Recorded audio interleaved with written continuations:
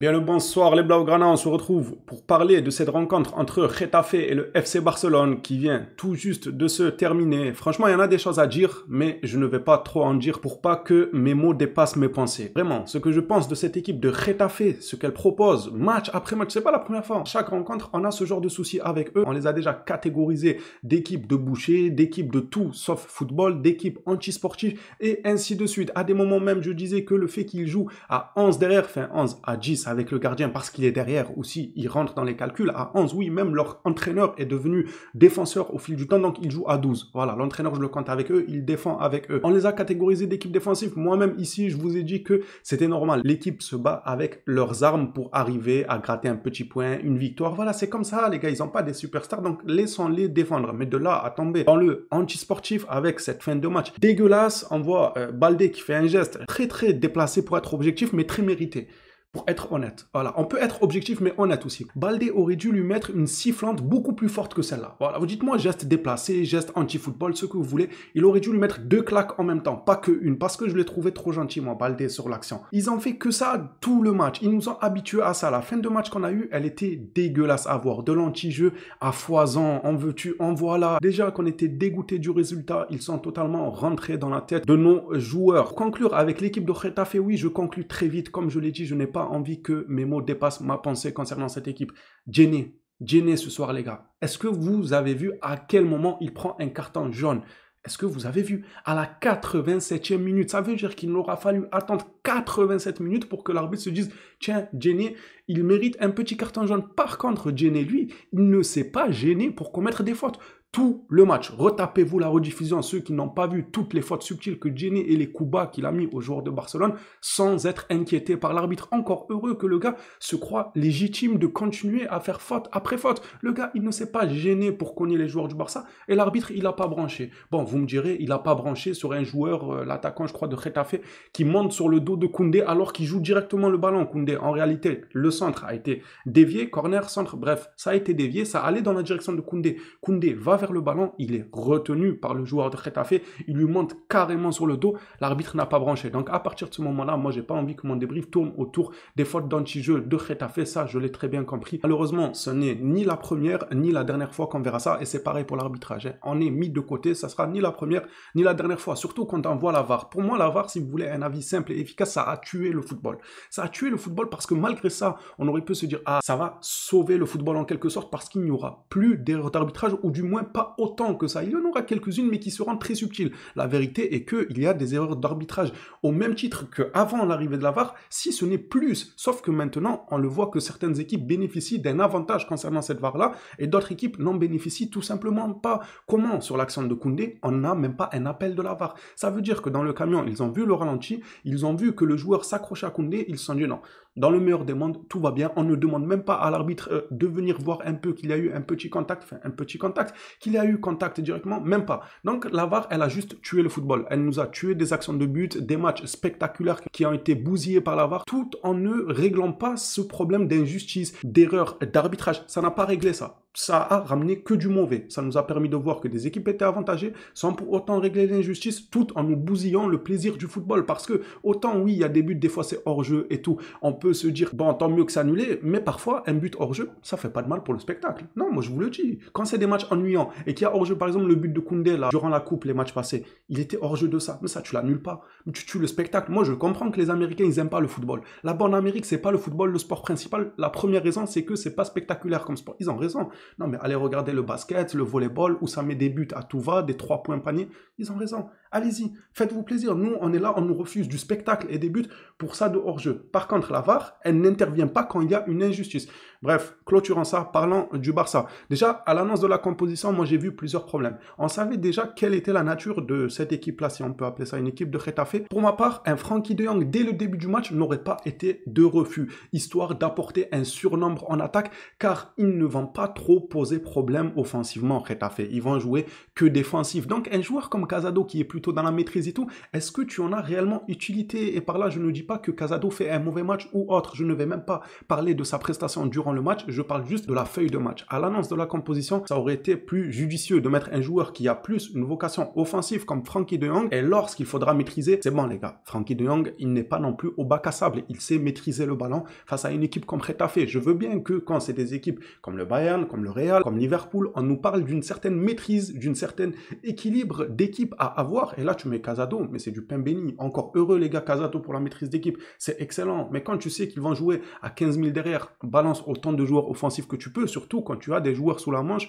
comme Frenkie de Jong qui est capable et d'être bon offensivement et de maîtriser le ballon quand l'équipe ne fait pas offensif sur offensif. Getafe, c'est clairement pas ce qu'il comptait faire. On le savait, ce n'est un secret pour personne. J'ai fini par me faire à l'idée que vas-y, Casado, pourquoi pas, lui aussi, il a quand même une sacrée patte quand il veut nous faire des petites fulgurances techniques à la passe décisive. Il peut très bien les faire. Il nous l'a montré par le passé. Je me suis dit, c'est pas grave. Par contre, Lewandowski, 10 minutes, 15 minutes, 20 minutes, 30 minutes, et je me demandais à quoi il servait. Vous voulez tout simplement la vérité, et ce que je pense, c'est que Lewandowski, s'il est encore titulaire à l'heure actuelle, c'est du social qu'on fait avec lui. Moi, je vous le dis, croyez ce que vous voulez, mais non, mais il a marqué, mais là, ça fait 7 ou 8 journées qu'on ne fait pas grand-chose en Liga, les gars. On enchaîne déception sur déception. Pas forcément dans le contenu, c'est ça le pire. Dans le contenu, moi, je trouve qu'on reste tout de même intéressant un minimum. Par contre, il y a des joueurs, individuellement parlant, c'est catastrophique. Lewandowski, on n'est même plus en partenariat avec UNICEF, qui est un organisme mondial pour aider voilà, les plus démunis et tout, et on le fait jouer. Pourquoi faire? Ça, c'était à l'époque, on faisait du socialisme, on était dans le « Oh, lui, mesquine, il a besoin de jouer, de marquer pour gagner son ballon d'or, voilà, il approche la cinquantaine, il faut qu'il state. » Non, non, non, tu vas stater ailleurs. Nous, on n'est pas au State. Je sais pas, tu veux stater, va au State. Il faut nous laisser. Et je veux bien comprendre que, vu son salaire, vu son aura, si je peux dire ça comme ça, son aura, bref, voilà, vu son aura, sa prestance sur le terrain, c'est Lewandowski, sa carrière parle pour lui. S'il pouvait prendre un ballon d'or avec les couleurs Blaugrana, mais je serais le premier heureux, mais pas au détriment de la performance collective. Je suis désolé. Tu me dis qu'il va enchaîner match médiocre sur match médiocre, mais peut-être à la fin il va être top 3 ballon d'or, ben je m'en moque.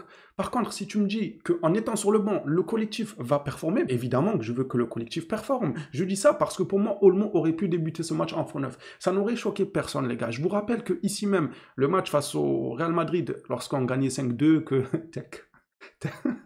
Tech s'est sorti de prison, là. Tech, quand il nous a fait une sortie catastrophique sur Mbappé, bref, on va pas y revenir, mais voilà, Tech, le famoso carton rouge. C'était Lamine Yamal qui roulait sur le Real Madrid qui est sorti, j'étais pas d'accord. Mais à quel moment on sort Lewandowski? Ok, on va être à 10, ok, on mène d'un large score, là, il faut plutôt maîtriser. Laisse Lamine s'amuser, en contre-attaque, il va faire mal. Contre le Real, t'aurais laissé Lamine, Rudiger, c'est rouge assuré, il lui faisait la misère dans ce match-là, il lui a fait prendre un carton jaune vers la 50e minute, tu le laisses finir le match, Lamine Yamal, Rudiger, il a un carton rouge assuré. Au lieu de ça, il sort un joueur qui est sur un nuage dans le match, comme Lamine Yamal, on laisse Lewandowski sur le terrain. Il n'a rien fait. Il n'a rien fait. Après, moi, je me suis contenté en me disant, bon, c'est vrai qu'on était dans la maîtrise, voilà. Mais en toute logique, c'est Lewandowski qui sort. Tu as un rouge. Déjà que lorsqu'on est à 10 sur le terrain, 10 joueurs de champ sur le terrain, avec Lewandowski, c'est comme si tu étais 9,5 parce qu'il n'aura pas l'apport physique que les autres ont. Ça, c'est une réalité. Maintenant que tu prends un carton rouge, donc en principe, tu as 9 joueurs de champ sur le terrain. Avec Lewandowski, tu en as 8,5. Par contre, si tu laisses Lamine Yamal quand on a pris le rouge, et que tu mets Olmo en faux numéro 9, eh bien tu as 9 joueurs de champ, 9 joueurs qui peuvent énormément apporter. Bref, ça n'a pas été fait, on avait demandé ça, le match d'après ça a été fait. Face au Betis, Olmo a remplacé Lewandowski, mais c'était très bien. Vous avez vu comment c'était bien huilé en attaque. Pourquoi? Vous me direz, les gars, il est trop complet, Dani Olmo, il peut faire ce qu'il veut du ballon, il peut jouer dos au but, il peut jouer face au but, il peut distribuer, il peut aspirer la défense adverse, et parfois même il peut jouer de la tête. Il est très très complet. Là où Lewandowski, il a des trampolines sur les crampons, on ne cessera de le répéter, parce qu'à chaque fois qu'il contrôle le ballon, il est obligé de l'envoyer à 10 km, et petite parenthèse sur Araujo aussi, les relances, bon, j'ai pas grand chose à dire sur son match, mais les relances, elles m'ont fait rire, parce que Araujo, les relances qu'il fait, je sais pas, t'as un lance-roquette dans les pieds, on va te mettre sur le front, là. On va l'amener là où il y a une bataille ou quoi, on va le mettre sur le champ de bataille, les gars, comme ça il lance sur les adversaires, sur les ennemis. C'est quoi ces ballons à la vitesse de la lumière? Lui, avec le ballon, c'est pas une passe qu'il fait, c'est une balle. Il a enlevé le ON du mot ballon et il envoie que des balles. Que des balles. Oh, comment tu veux qu'on contrôle ça? Tu dois dessous les attaquants du Barça ou quoi? Règle ça dans les vestiaires. C'est quoi ces ballons-là? Les relances, elles m'ont choqué. Araujo, tranquille. Calme un peu tes pieds. On le sait que s'il y a bagarre, c'est toi qu'on va appeler. On le sait que s'il faut déménager des gens dans l'attaque adverse et leur mettre un coup de pression, c'est Araujo qu'on doit appeler. Par contre, pour les relances, calme-toi. T'es pas obligé d'utiliser toute ta puissance. Oh, Lewandowski, il a fini par ne même plus demander le ballon. Il lui a fait une, deux passes appuyées, mais vraiment appuyées de fou furieux. Lewandowski se cachait après. Quand c'était Araujo qui avait il se cachait. Je veux pas. Je veux pas tes passes. Déjà que lui, il a du mal à contrôler une passe de Pedri. Et vous savez que Pedri, c'est la patte de velours. Il te met une passe au degré près. Il n'arrive pas à contrôler Lewandowski. Il est obligé de lancer le ballon à 2 mètres de lui à chaque fois. Alors imaginez une passe d'Araujo. Vraiment, Araujo qui fait une passe à Lewandowski, déjà qui contrôle pas bien, avec la vitesse de balle que Araujo fait. Mathématiquement parlant, le ballon aurait pu sortir du terrain. Araujo qui l'a dans Lewandowski contrôle le ballon. Voilà. Après, les ramasseurs de balles, les pauvres sont obligés d'aller chercher le ballon dans les ruelles de la banlieue madrilène. Bref, revenons au sérieux. Dani Olmo, pour moi, aurait beaucoup apporté, même si lors de son entrée, j'aurais aimé qu'il fasse plus quand même, mais j'ai vu ce que je voulais, une déstabilisation en jouant dans un espace renfermé, parce que Getafe ne te laissait pas beaucoup d'espace derrière. Qu'est-ce qui peut déstabiliser une équipe qui joue en bloc comme ça? Est-ce que la présence de Lewandowski peut les déstabiliser? Pas tout le temps, je dirais. Dans certaines circonstances, oui, mais pas tout le temps. Si tu veux agrandir tes chances de déstabiliser ce genre d'équipe, c'est par l'effet de surprise, c'est-à-dire des actions dont ils ne s'attendent absolument pas. Ils sont là, ils se disent, les gars, c'est bon, on est en bloc, rien ne va nous arriver. Une passe de Pedri pour Dani Olmo qui t'envoie une talonnade sur Lamine Yamal, ça sort de nulle part, c'est une surprise, le bloc adverse n'y est absolument pas préparé et tu déstabilises tout le monde dans l'action. Par contre, lorsque Pedri donne à Lewandowski, mais tu veux déstabiliser quel bloc adverse, ils savent déjà ce que Lewandowski va faire. Ils savent qu'il va avoir du mal à contrôler, il va avoir du mal à se retourner. Il a un jeu très stéréotypé et ils le savent, les défenseurs. Ils se mettent juste à 2 sur lui, il en peut plus. Et encore, 2, je suis gentil. J'ai trouvé la prestation de Lewandowski médiocre dans le match. Loin de moi l'idée d'être méchant contre lui. Je suis le premier à vouloir qu'il prenne ce ballon d'or-là avec les couleurs du Barça.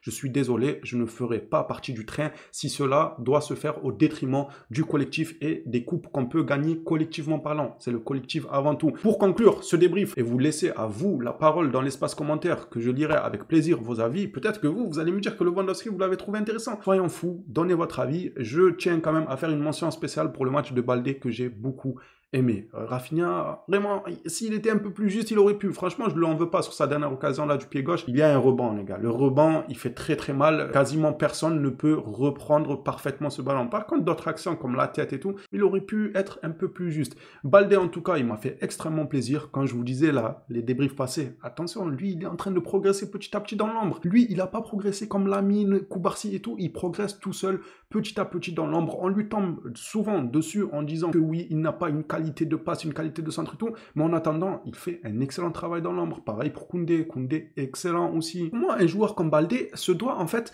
d'avoir une arme de plus à son jeu, parce qu'il a mine de rien un jeu stéréotypé sans avoir la patte gauche de Jordi Alba, par exemple. Jordi Alba, certes, il jouait beaucoup sur sa patte gauche, un peu moins sur le droit. Par contre, si tu lui laissais ne serait-ce qu'un petit angle pour sa patte gauche, ça faisait passe décisive pour Lionel Messi ou d'autres joueurs, tellement il était équipé avec son pied gauche. C'était très très chirurgical la patte gauche à Jordi Alba.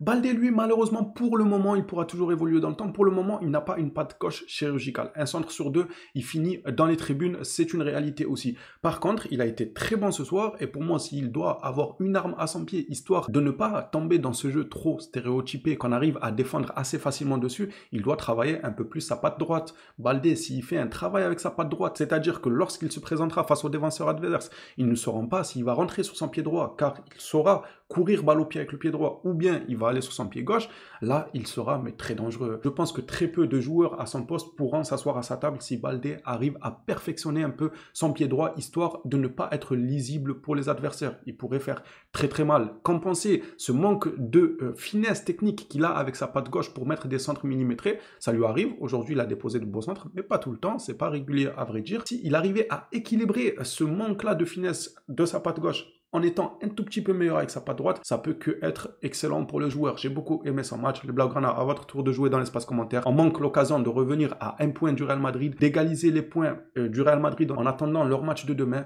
On a du mal en championnat. On a du mal, on loupe des occasions comme ça sur un plateau. C'est-à-dire que Madrid, ils perdent contre les Ganes, ils viennent nous tenir sur un plateau. Cholisimo, ils te ramènent des points sur un plateau, toi tu ne les prends pas. J'ai compris. On a tellement bien mangé ces derniers temps qu'on est rassasié. On ne veut plus manger de points. On n'a plus de place pour les points. Mais faites une petite place, la Porta, s'il te plaît. pour le dessert, prends-les les points, on en a besoin. Bref, à votre tour de jouer les phénomènes cette fois-ci pour de bon, on s'attrape à la prochaine vidéo sur le Barça. D'ici là, prenez soin de vous les Blaugrana.